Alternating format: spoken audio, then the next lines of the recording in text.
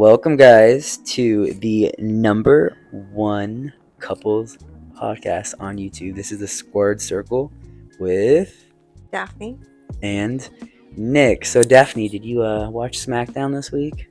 I have to admit, I didn't. Oh, well, that's okay. I got you.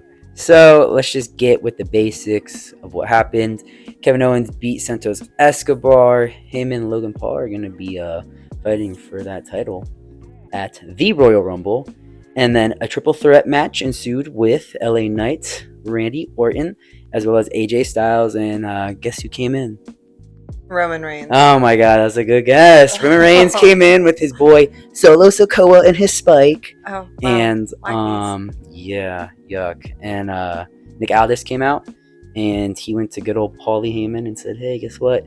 Roman Reigns earned himself a fatal 4-way with LA Knight, AJ Styles, and Randy Orton, the Legend Killer. Shit. So, do you want to fill them in what happened on Raw? Sure. So Drew McIntyre and CM Punk just came in talking smack.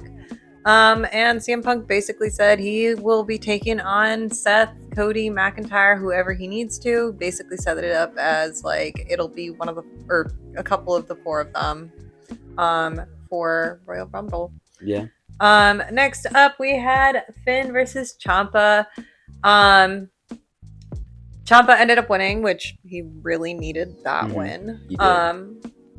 I would honestly, you saw it? I did. How would you rate that?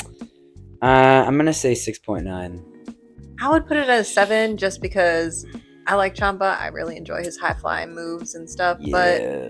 And also Finn just kind of isn't doing it for me. I think Judgment Day is kind of like on its last leg. Yeah. I feel like it needs to end. It's just been going a little bit too long. What about that Kofi and Kaiser?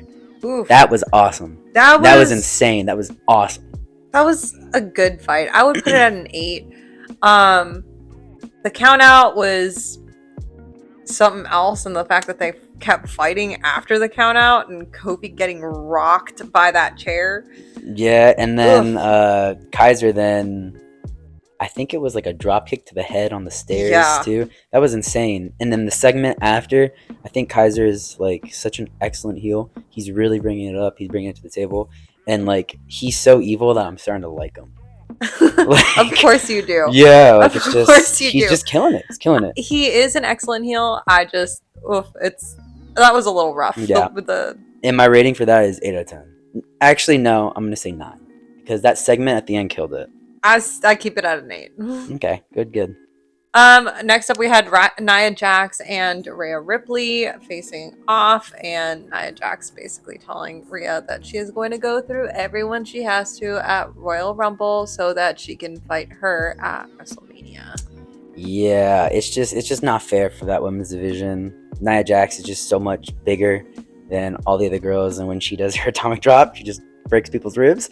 So I really hope that I want to see Nia Jax win, and I want to see her kind of mess Rhea up. And actually, I could see her winning the title. I could see her winning the title too at WrestleMania. Yeah. I don't know how long she'll retain though. Yeah. That's the one thing that I'm not 100% sure of. Because like I said, I think Judgment Day is kind of like on its way out. Definitely. Yeah. Next up we had Chelsea Green, Piper rematching for the women's title against Kaden and Katana. And Kaden and Katana end up retaining. That match is kind of a snore fest. Yeah. It seems like there's probably going to be some kind of beef between Chelsea Green and Piper.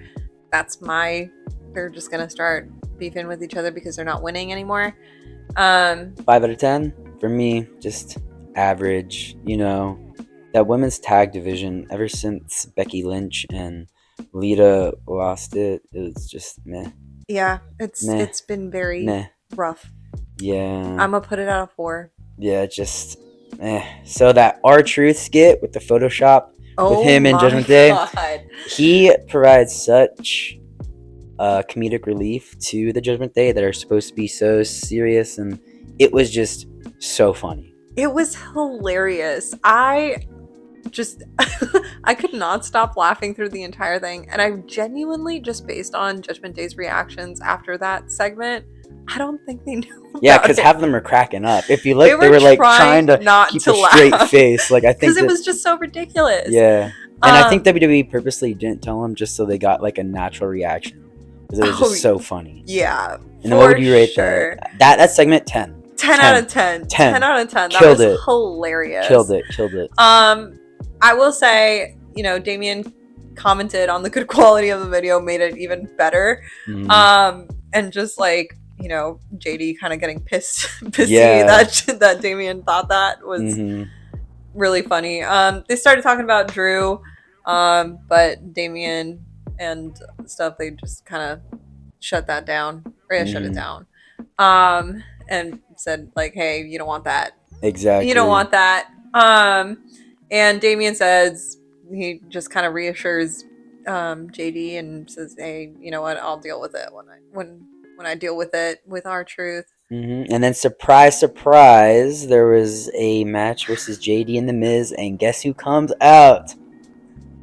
R-Truth, and he comes to support the Judgment Day, but he's cheering on Miz the whole time. Yeah, that was kind of funny. I was really happy that Miz won. I'm not gonna lie. Yeah, he needs that. I think Judgment Day is really getting humbled. I know I've already said it a couple times, but it's starting to hurt. Yeah. Don't know if like R-Truth is 100% responsible for that Miz win, but I think the distraction may have played a role in it. So your rating? I think 7 out of 10 for me. Yeah. It was funny. It wasn't anything amazing. It was funny. Yeah, I would put it at a 7. Yeah. Nice. All right. So next up we have Jinder Mahal coming out and talking to Seth. Yeah, I think that whole segment with Jinder Mahal is just meh. Seth comes out, the crowd goes, wow, they do the for like 2 minutes after the music stops. But Jinder Mahal he's just irrelevant. He's just meh. Yeah, no, meh. I will say Seth like basically saying that like all of WWE has been really, really trying to just forget about him. I mean, for good reason. Kind of on point, but also hilarious that he said it to his face. Savage. Very savage. Savage. 100%. Yeah, they have a little scuffle. Seth said that he's gonna defend next week at Raw. Yeah, what would you rate that? I think like a 6. Just like since Jinder walked in, it already went down 3 points. So I'd put it at like a 6.5 just because of like Seth is a great like talker. Yeah, he really is. He's a good talker, and I appreciate like his role in all of that. He made it a lot better. Awesome. And that Ivor versus Otis match was awesome. Those are two big boys bouncing off the canvas so hard. 600 and something pounds between them. I think 660. 625. Oh, 625. Whatever. It's a lot of weight. Like I've never seen the ring shake so much. Crazy. Oh my god. Yeah. And they were the fact that they're like the same like size, shape, and like weight. It's funny to watch it. Also impressed with their athleticism considering their size. And Otis's whole little dancing and his worm. Oh my god. Imagine 320 pounds doing the worm. Yeah. No, doing the worm and then like the whole hip thrusty thing was funny. Just, it killed me. I would probably put that at like an 8.5. I think just for them being so big, I'm going to go 9 because those guys were flying. And then Ivor's finisher, the backflip moonsault, whatever it's called. Oh my god. And how the ring just went. Yeah, 9. Definitely 9. Now that segment after with, good old Jay Uso, the Yeet boy, how it got interrupted by Bronson Reed. What was that about? I honestly, every single time Bronson Reed comes on, I am reminded that he exists. Exactly. I consistently forget about him. So forgettable. He really is. I don't foresee him being any kind of competition to Jay. No, and I don't think it was that a great segment either. I think it was Mm-mm. like probably 4 out of 10. Jay is just so much higher.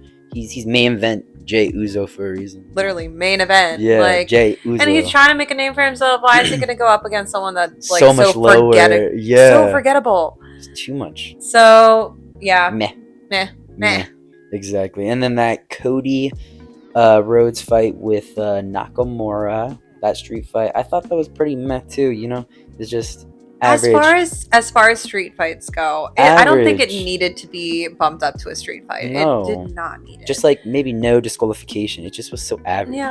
Yeah. It was. I mean, it definitely could have been better. I also just think Nakamura is like really played out. I personally, I don't like him going up against, you know, Seth or Cody. It just like the narrative does not feed anything like new. I personally would like to see him go up against someone like Winter.